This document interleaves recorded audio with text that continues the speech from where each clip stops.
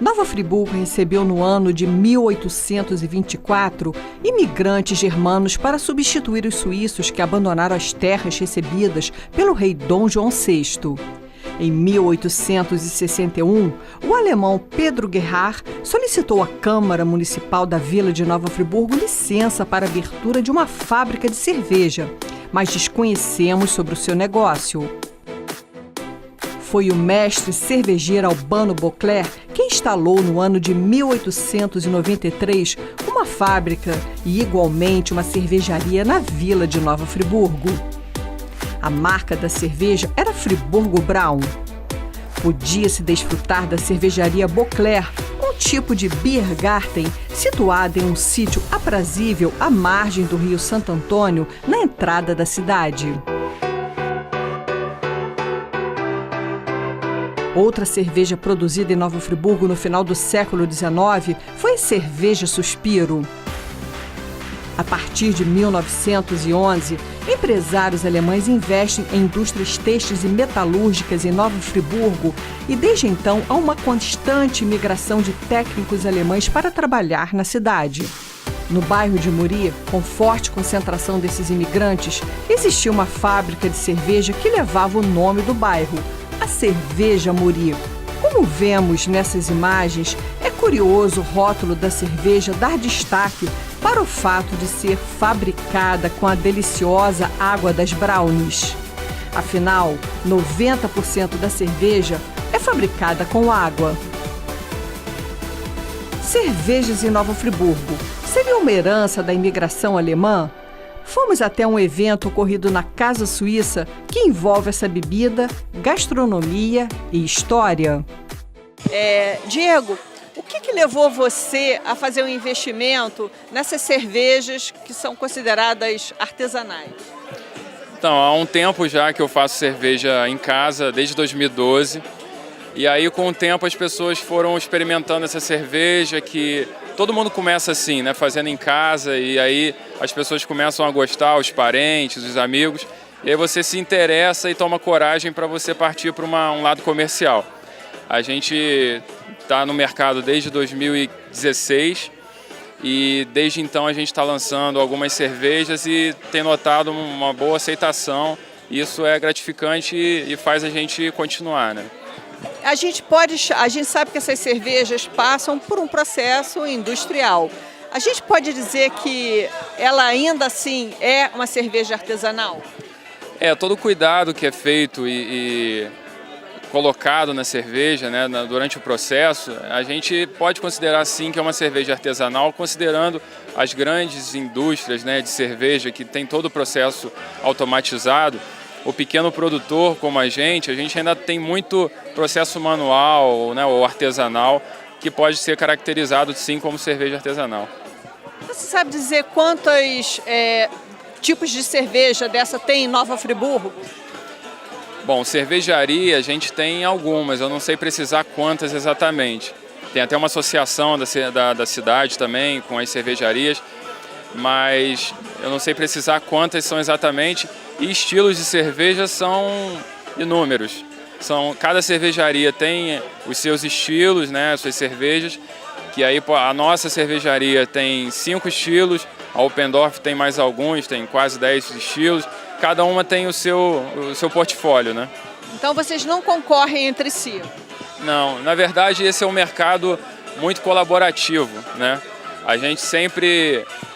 lógico, né? A gente concorre porque a gente está no mercado que cada um tem que vender o seu produto. Mas a gente, como foi parceria aqui também com a Oppendorf, a gente sempre procura estar junto também para fomentar uma parceria, para fazer um evento como esse que não dá para a gente fazer sozinho. E é muito melhor ter parceria e sempre agregar para o evento. A sua cerveja, assim como, eu não sei se você pode responder pelas outras, o mercado delas é só Friburgo ou vocês já estão exportando para outras cidades, outros estados? A gente tem um estilo de produção diferente que a gente não tem fábrica. A gente terceiriza uma fábrica para produzir para a gente. E a nossa fábrica, né, a terceira, é a Pontal, que é daqui de Friburgo, ali na Renda Zarp. E a gente produz lá, vende na cidade e também vende para fora, em outras cidades, no Rio de Janeiro, Niterói, Campos. E isso é comum a qualquer outra cervejaria que tenta também colocar o seu produto em outras cidades.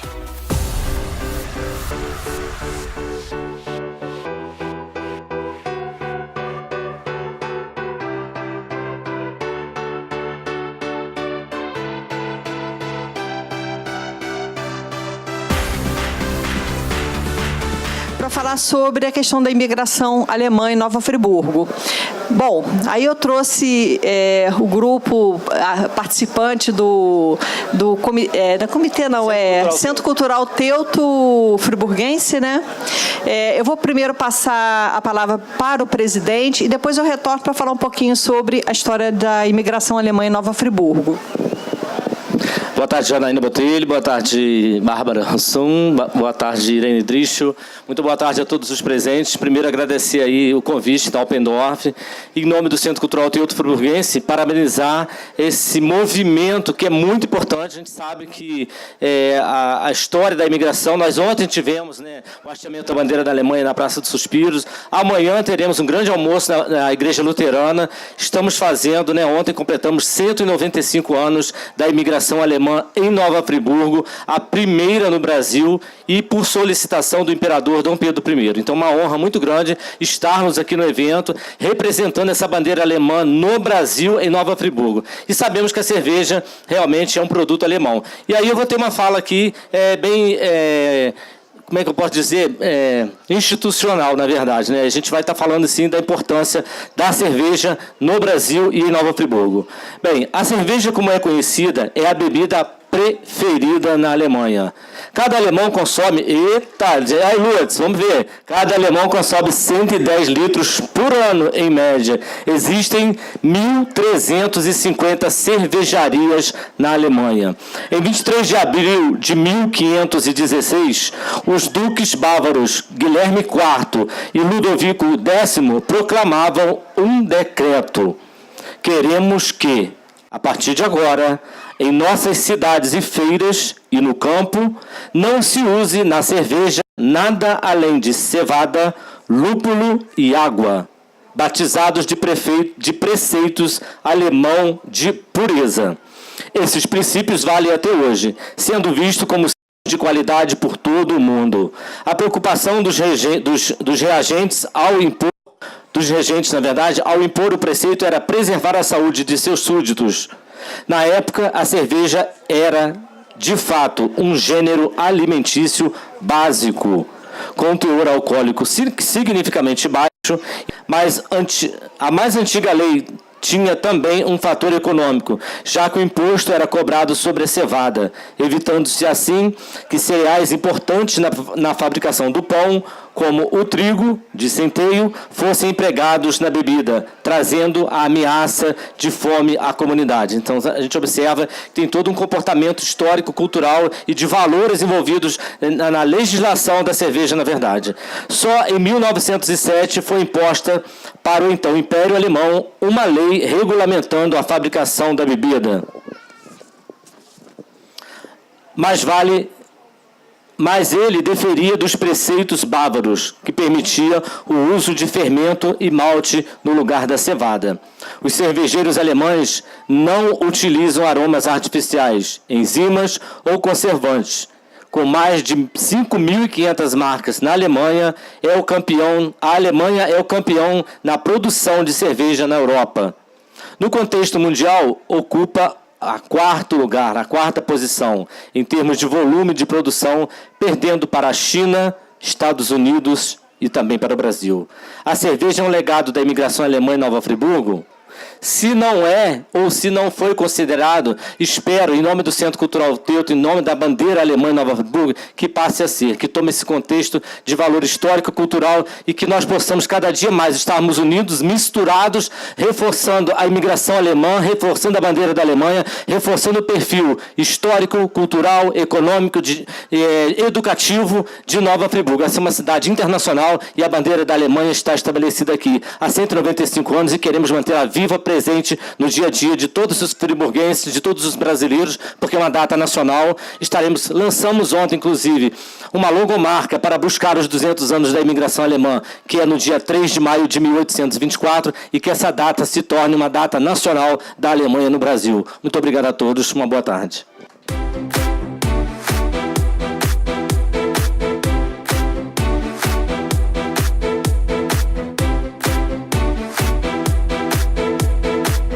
Gabriel, você é mestre cervejeiro.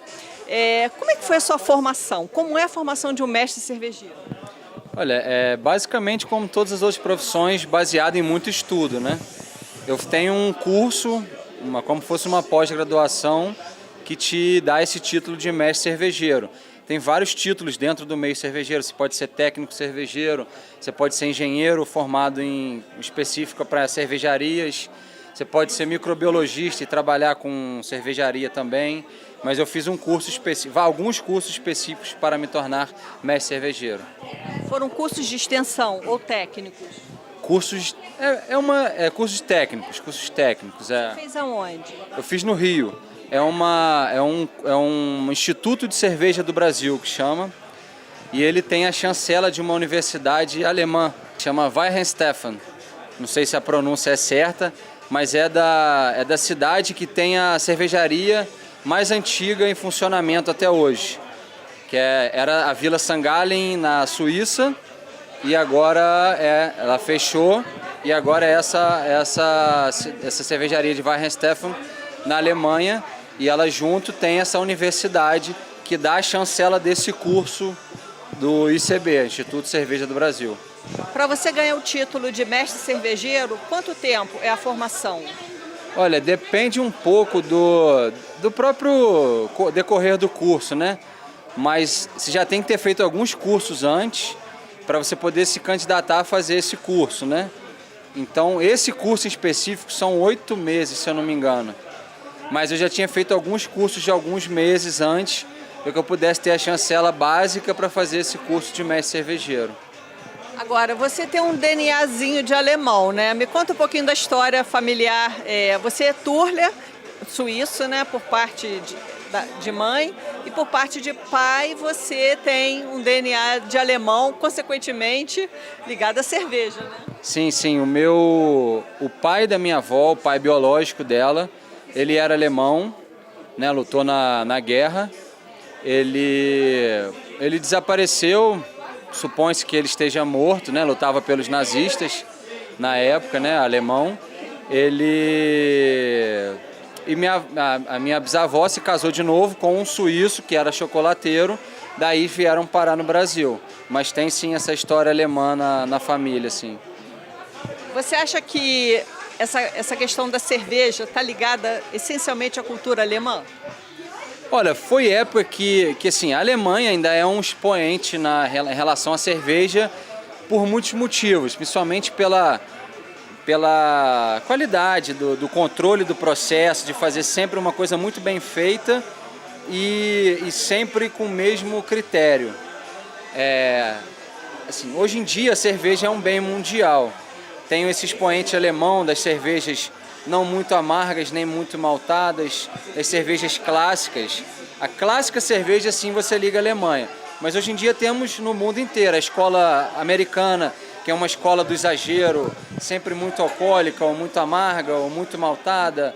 Temos a escola inglesa, que é uma escola bem antiga também, só que era mais mutável, uma escola que permite mudanças. Tem a escola belga, que refere muito ao estudo da cerveja, que era feita pelos monges. Então eles estudavam muito a cerveja, eles replicavam isso porque eles anotavam, eles sabiam ler e escrever na época, coisa que muita gente da população europeia não sabia.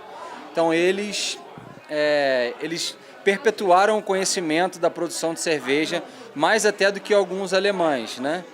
Só que, como eu disse, a escola clássica mesmo alemã, e a gente está surgindo a escola brasileira, que a gente tem um primeiro estilo reconhecido como estilo brasileiro, que é o Catarina Sour, que é uma cerveja baseada numa sour alemã, que é a cerveja ácida, né? Aí você pega essa cerveja alemã e faz adição de uma fruta. E nessa adição de fruta, vira a Catarina Sour. Ele chama Catarina por ser de Santa Catarina, né? Primeiro estilo dentro do Guia de Estilos Mundial. Quantos tipos de cerveja você é responsável pela produção da empresa? A gente tem como lema de tentar propagar a cada 2 meses pelo menos um teste de receita novo. Atualmente a gente tem 14 rótulos, alguns sazonais, que vêm em algumas épocas do ano, e outros que estão em linha. Geralmente em linha a gente procura manter de 8 a 10, sempre em produção, sempre no estoque. E 4 ou 5 que são produzidos, um em outubro, que é o chopp de morango, tem um chopp de verão, tem um chopp do inverno. São temáticos assim, né? Mais ou menos temáticos. Isso, o do morango é por causa do Festival do Morango. Aí tem o do verão, que é um chopp refrescante, tem a ver com o calor. O do inverno, que é um chopp mais encorpado, escuro. Olha, hoje a gente tem os que mais saem são o German Pilsner, o German Bock, a Irish Red Ale, temos a Rouge Lager, que foi feita em comemoração aos 200 anos de Nova Friburgo, temos a American Wheat IPA, que é uma cerveja mais lupulada, a Double American Porter, que é uma cerveja mais alcoólica, cerveja escura, tem a Black APA, que é uma invencionice nossa, que é uma American Pale Ale, que leva malte torrado. Temos a Kentucky Common, que é uma cerveja que foi americana, que foi extinta na época da lei seca americana. A gente está resgatando essa receita junto com outras cervejarias nos Estados Unidos e no mundo, mas se eu não me engano no Brasil, a gente foi a primeira cervejaria comercial a replicar essa receita. A gente tem a New World Golden Ale, que é uma cerveja clara também. New World por causa do Novo Mundo, é uma cerveja britânica que usa lúpulos americanos e australianos, que remete a essa questão da expansão marítima britânica. Deixa eu pegar uma cola aqui. Temos a Hop Coffee, que é uma cerveja que lembra café. Temos a Friburgo IPA, que foi uma primeira IPA de Nova Friburgo com lúpulos 100% produzidos em Nova Friburgo. E eu me arrisco a dizer que talvez tenha sido a primeira IPA com lúpulo 100% lúpulo nacional do Brasil. Mas isso aí eu não afirmo, eu me arrisco. É mais ou menos isso daí. Vai faltar alguma, mas tá dentro disso aí.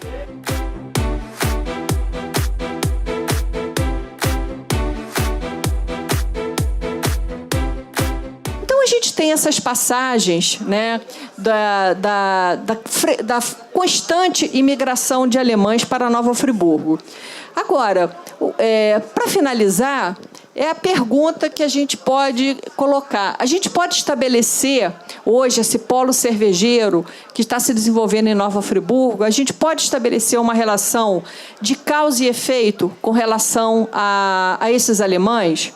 Bom, com relação à moda íntima, a gente pode afirmar que Friburgo se transformou em um polo de moda íntima em razão da mão de obra qualificada que saiu da fábrica de Filó.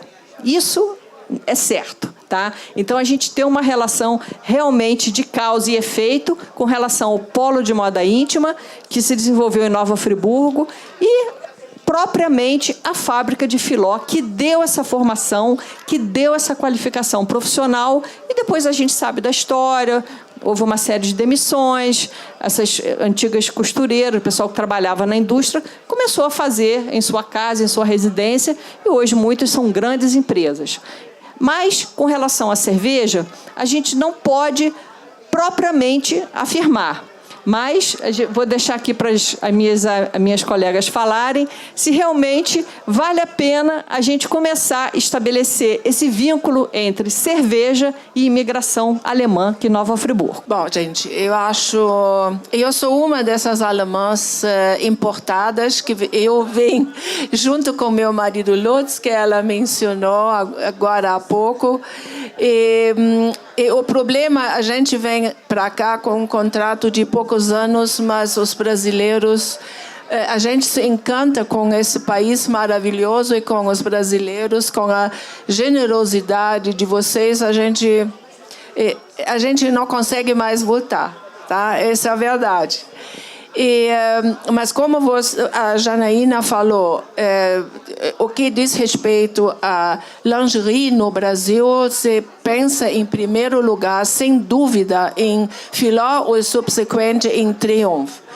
Mas como no Brasil é um país que tem múltiplas etnias, só aqui em Friburgo a gente tem 10 etnias na Praça das Colônias, e cada um traz uma especialidade do seu país, no seu país de origem.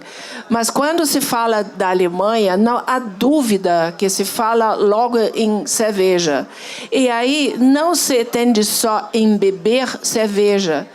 Se entende que com essa cerveja, nessas Biergärten, como você falou, nesse jardim onde se toma cerveja na Alemanha, e tem também no Brasil, uns já crescendo, tem uma música folclórica, todo mundo cantando, confraternizando. Então, mesmo as pessoas não se conhecendo, em pouco tempo, as pessoas se dão o braço e começam, no tato da música, começam a schunkeln. Schunkeln é uma expressão da Alemanha que quer dizer que a gente fica junto e no tato da música a gente começa a comemorar junto a essa alegria.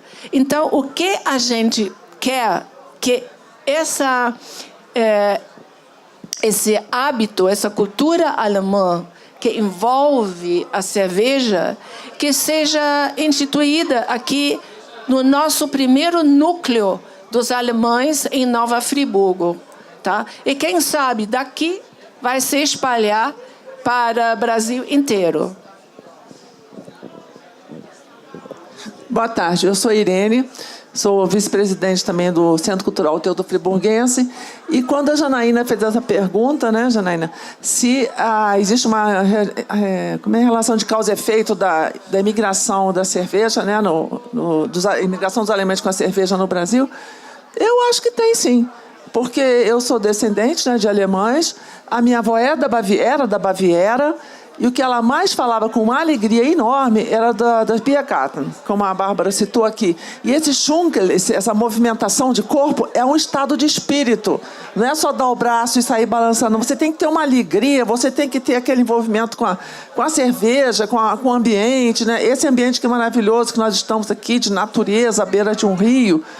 Então, eu acho que está, assim, a cultura da cerveja, porque isso é inerente, é subconsciente, está no subconsciente do alemão. Eu me lembro da minha avó, 4 horas da tarde, ela se arrumava, passava o batonzinho dela, botava as polcas lá, aquelas músicas do Biergarten, tomava a Pilsen, meu Deus, cerveja preta, a Malzbier dela, e feliz da vida a gente dançava com ela de tarde. Era uma alegria só. Então, esse é o espírito, né, do Biergarten, da cultura alemã, da cultura cervejeira, que é inerente. Não dá para separar alemão de cerveja, cerveja de alemão.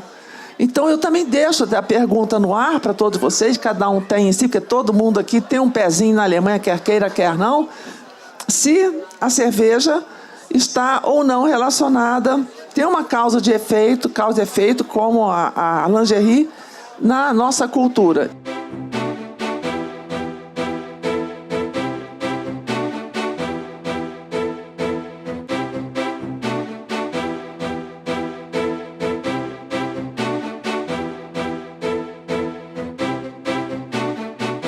Em meados do século XIX, há o registro de que o imigrante Peter Griebe, cujo nome sofreu a corruptela para a gripe, assentou praça no regimento de estrangeiros no Rio de Janeiro. Serviu como mercenário antes de se juntar ao seu irmão na vila de Nova Friburgo. E não é que encontrei um descendente direto de Peter Griebe que fabricou uma cerveja em homenagem ao seu ancestral? André, você também é cervejeiro? Então, sou cervejeiro. A minha, vamos dizer assim, história, né, é de produção caseira, né, mas em razão de um negócio da família, de um restaurante em que a gente quis agregar valor ao restaurante, passou a fazer também cerveja artesanal que vende exclusivamente no restaurante. Agora, eu estou te entrevistando porque você tem uma história interessante. Você é descendente dos mercenários, né, dos alemães que foram mercenários, os Griebe, né? Griebe, eu não sei nem como é que é a pronúncia alemã, mas que acabou sofrendo essa corruptela para a gripe, mas eles lutaram no batalhão dos estrangeiros e depois vieram para Friburgo. Conta um pouquinho essa história. Exato. Então, na realidade, a minha descendência é de Baltazar Griebe, né? A pronúncia é Griebe. Foi, talvez, pela grafia, foi incluído o PP, mas é G-R-I-E-B. Inclusive, até recentemente a gente foi na cidade de Gambach, da onde veio os Griebes para o Brasil. E em razão, o Peter Griebe, que era da família Griebe, que foi um dos alemães que veio para o Brasil, que serviu no batalhão de estrangeiros. Inclusive, a história dele é muito legal, assim. Ele foi dado como morto no Rio Reno. Para a família, ele foi considerado morto, foi inclusive informado pelo Império Brasileiro, né, por Dom João, dizendo que na realidade ele tinha morrido no Rio Reno. E aí, posteriormente, foi recebido uma carta informando que ele não tinha morrido. Mas ele foi um dos familiares que serviu no batalhão de estrangeiros, batalhão de mercenários, né, em 1824, 1825, se não me engano. E aí, na realidade, em razão, como a nossa cerveja é Griebier, ela, na realidade, ela leva todas as cervejas, via de regra, leva o nome de antepassados, né, da família.